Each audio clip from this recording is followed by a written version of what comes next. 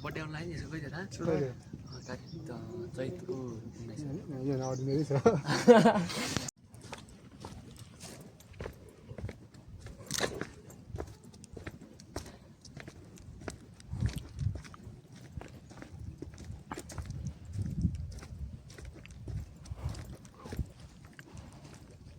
अहिले दिउँसोको 12:30 बज्यो र म अहिले जामाजोबाट फर्किँदैछु। म गेटबाट भित्र छिरेको 9 बजे हो, माथि पुग्दा 11 बज्यो र अहिले म 11:51 तल झरेको थिएँ अनि अहिले चाहिँ झरेको लगभग 40 मिनट भयो। 40 मिनटमा मलाई लाग्छ अब चेक पोइन्ट आउनुपर्छ एउटा, अनि त्यसपछि अब सिधै गेट नै हुन्छ। लगभग अबको 15-20 मिनटभित्रमा म तलै पुग्छु होला।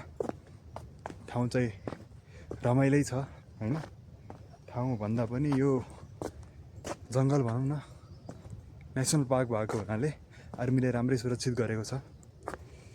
यहाँ धेरै चिजहरू लानलाई प्रतिबन्ध गरेको छ हैन, केही असर नपरोस् यो जङ्गललाई, यहाँ चराचुरुङ्गीलाई भनेर धेरै बोल्न पनि दिँदैन। अनि त्यही नै छ, रमाइलो छ। अगाडि पनि यस्तो छ।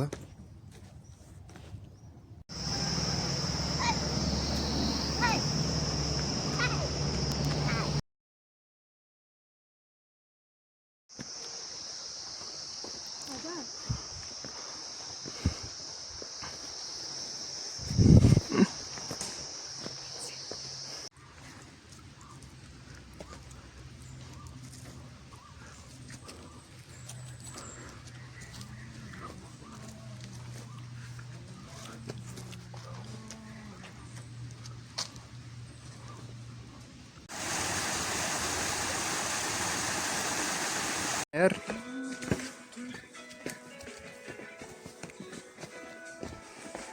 पुग्न लाग्यो भने चाहिँ एउटा भ्लग गराउनु पर्छ है दाइ, गराउनु पर्छ।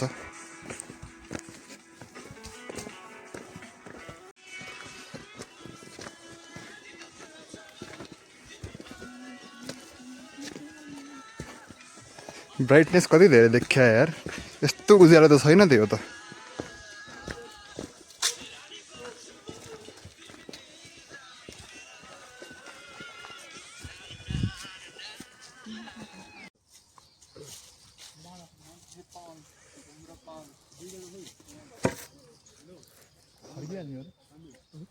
तल गएर बस्ने हो कि पिकनिक गर्ने अब यस्तो खानु पर्यो नि त अब त।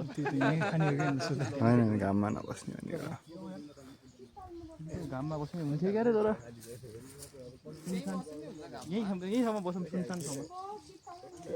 त्यही लागिरहेको थियो त्यस्तै हुन्छ भन्ने कुरो। त्यही भएर शिवपुरी हाइकमा आएको होइन। अनि जङ्गल घनघोर छ, एउटा भाइ अगाडि छ, पछाडि 3 जना छन् होइन। म पनि आफ्नै हिसाबले हिँड्दैछु, हिजो पनि जामाचो गएर आएको। जङ्गल चाहिँ जस डेन्जर नै छ, कता गएको पनि देखिँदैन, कताबाट आएको पनि थाहा छैन। जस यति थाहा छ कि म तल झर्दैछु भन्ने मात्रै थाहा हो। यस्तै छ बाटो चाहिँ, अघि त सिँढी थियो, सिँढी पुतपुत झरिरहेको थियो होइन। अहिले यस्तै जोस् माटोकै बाटो छ, रमाइलै छ। आजको दिन पनि हिँडेरै बिताइयो, झन्नै हिँड्यो आज पनि। सिँढी नै सिँढी छन्, यसरी झरिरहेको छ होइन। त्यही पनि झर्न थालेको 1.5 घन्टा भइसक्यो, अझै तल पुग्न सकिएन होइन। हुन त माथि पुग्न पनि 5 घन्टा त लागेको थियो, तर अहिले त ठाडै सिँढी नै सिँढी मात्रै छ, त्यही पनि पुग्या छैन धेरै अगाडि। त्यसै यत्रो छ।